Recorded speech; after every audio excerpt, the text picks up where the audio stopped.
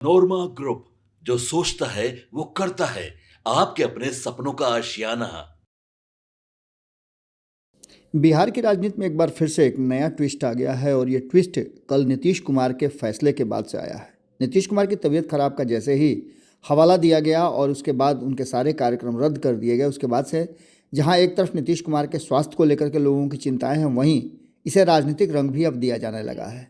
कहा यह जा रहा है कि नीतीश कुमार जिस तरह से अचानक से उनकी तबीयत खराब हुई है और कार्यक्रम उन्होंने कैंसिल किया है, उसके बाद से अब चर्चाएं इस बात को लेकर के तेज हो गई हैं कि क्या भारतीय जनता पार्टी के व्यवहार को लेकर के नीतीश कुमार ने इस तरह का फैसला लिया है या फिर वास्तव में उनकी तबीयत खराब है। इन सभी बातों को लेकर के अब जो भारतीय जनता पार्टी की तरफ से या राजनीतिक गलियारे में जिस तरह की चर्चाएं और जिस तरह की घटनाएं हो रही हैं, वो बहुत कुछ कहानियों को जन्म दे रही हैं। एक तरफ आपने देखा भागलपुर में क्या कुछ हुआ। नीतीश कुमार के सबसे करीबी और दुलरुआ कहे जाने वाले गोपाल मंडल ने जिस तरह से भारतीय जनता पार्टी के जिलाध्यक्ष का अपमान किया, उन्हें कुर्सी पर से उठा करके ज़बरदस्ती पीछे ठेल दिया, ये भी आपने घटना सुनी। तो दूसरी तरफ भारतीय जनता पार्टी अभी इस पर एक्शन में नहीं आई है, लेकिन जिस तरह से यूसीसी को लेकर के उत्तराखंड में लागू किया गया है, वहाँ के मुख्यमंत्री ने इसे लागू कर दिया है, उसको लेकर के फिर बातें चर्चा में आ गई है। और इस पर जब सवाल पूछे गए, भारतीय जनता पार्टी के सीनियर लीडर हैं और नीतीश सरकार में लंबे समय से मंत्री रहे हैं, अभी भी मंत्री हैं, उन्होंने एक तरफ जहां प्रधानमंत्री नरेंद्र मोदी के बिहार आगमन को लेकर के अपनी बातें रखी, वहीं उन्होंने दूसरी जो बात रखी वो थी कई सवालों के जवाब। और उन सवालों के जवाब में उन्होंने साफ साफ तरीके से बताया किस तरह से लालू परिवार या तेजस्वी यादव एक्ट कर रहे हैं और उनके एक्ट का क्या मतलब है। तो दूसरी तरफ यूसीसी के सवाल पर उन्होंने कहा कि ये हर सरकार का अपना अपना फैसला होता है, सरकार को जो समझ में आता है, जिस तरह से उचित समझती है वो करती है। लेकिन उन्होंने उत्तराखंड में यूसीसी लागू किए जाने को लेकर के राष्ट्र से जोड़ करके उसे देखा और समाज के हित की बात कही। वो काफ़ी कुछ कहानियाँ कहता है। हालांकि नीतीश कुमार से बहुत मधुर संबंध की बात कही जाती है मंगल पांडे की। मंगल पांडे ने अपनी बातों को रखा है, जिसको आपने देखा ही होगा भारत लाइव पे। लेकिन इससे भी बड़ी बात अब जो सामने आ गई है कि भारतीय जनता पार्टी और जनता दल यूनाइटेड के रिश्तों के बीच में अगर सब कुछ ठीक ठाक है तो फिर इस तरह के माहौल क्यों। वहीं आपको बता दें कि विपक्ष लगातार नीतीश कुमार से सवाल कर रहा है और नीतीश कुमार से ही नहीं, सवाल तो इस बात को लेकर के भी कर रहा है कि आखिर चल क्या रहा है। इस बीच में 2 दिन पहले आपने देखा कि किस तरह से जीतन राम मांझी की मुलाकात होती है और मुलाकात मध्य रात्रि में होती है और उस मुलाकात की तस्वीरें जब आती हैं तो बहुत सारी बातें होती हैं। उसके बाद निकल करके मुख्यमंत्री नीतीश कुमार के लिए जीतन राम मांझी भारत रत्न का डिमांड भी कर देते हैं। खैर, इन सारी बातों के बीच में एक चर्चा और ज़बरदस्त रूप से चल रही है, जिसकी शुरुआत और जिसको सबसे पहले भारत लाइव ने दिखाया था नीतीश कुमार के पुत्र निशांत की राजनीति में सक्रिय एंट्री की। इन सभी बातों को लेकर के अब राजनीतिक माहौल पूरी तरह से गर्मा गया है और आपने देखा होगा कि मीडिया जगत में और खास करके राजनीतिक गलियारे में इस बात को लेकर के खूब चर्चा हो रही है कि क्या निशांत की वास्तव में एंट्री होने जा रही है। कई चैनलों ने तो डेट भी तय कर दिया है, लेकिन जिस तरह के बयान अब धीरे धीरे करके भारतीय जनता पार्टी की तरफ से आने लगे हैं, या फिर अन्य लोग जो इस इंतजार में थे कि नीतीश कुमार के बाद उनके उत्तराधिकारी के रूप में उन्हें मौका मिलेगा, उन सभी लोगों में बेचैनी बढ़ी है।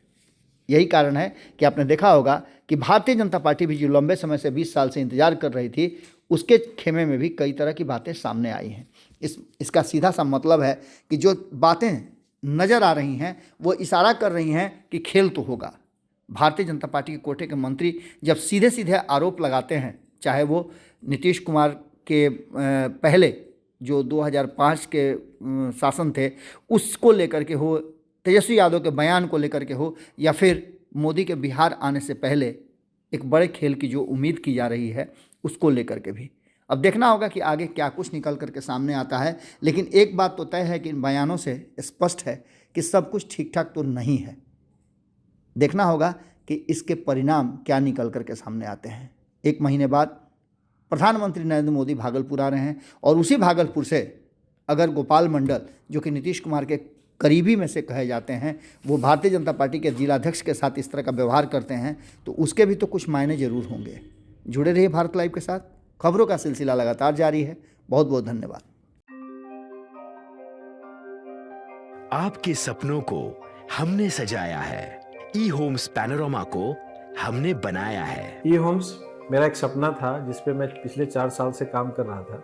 हमने जो बनाया है वो सबने है माना। ई होम्स पैनोरामा में हो आपका भी आशियाना।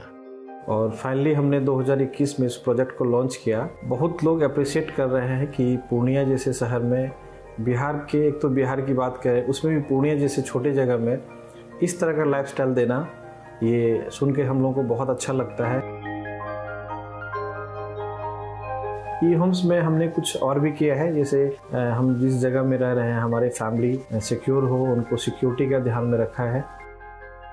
आपकी सुविधा और सुरक्षा आपके लिए खास है, ये आपका विश्वास है। इसमें आर्टिफिशियल इंटेलिजेंस का 7 लेयर सिक्योरिटी का हमने इस्तेमाल किया है। लस ग्रीन कैंपस को बनाया है। यदि हमारा बाउंड्री वाल है तो वो वर्टिकल गार्डन है। ये जितनी भी फैसिलिटी होता है एक इंटरनेशनल टाउनशिप में, ई होम्स है, ये हम लोग विश्वास नहीं कर पा रहे हैं। जो भी हमारे मित्र दोस्त या जो भी हमारे बाहर के बाहर आते हैं तो हम लोगों को बहुत अच्छा सुनने को मिलता है और बहुत अच्छा क्रेडिट मिल रहा है। वो सारा हमने सिर्फ एक बिल्डिंग नहीं बनाया, हमें एक बहुत अच्छा लाइफस्टाइल दिया ई होम्स में, और मेरा एक सपना था जिसको मैं आज फुलफिल होते हुए देख पा रहा हूँ। ये आपका आवास है। ई होम्स पैनोरामा में अब आपका निवास है। E homes panorama, luxurious lifestyle redefined. Panorama group, जो सोचता है वो करता है। अगर ये वीडियो पसंद आई और वह बिहार के राजनीति और बिहारियत से सरोकार रखेनी तो सब्सक्राइब बटन दबा के चैनल के सब्सक्राइब कर ली। ओजे एगो घंटी बा, ओकरा बटन दबा देला से कुल सटीक और मारक खबर रुआ मुफ्त में मिल जाई। अगर रुआ पत्रकारिता के हमनी के नया प्रयोग में सहयोग कर चाहतानी तो ज्वाइन बटन दबा दी। पेटीएम नंबर नोट कर ली 9386 816 700।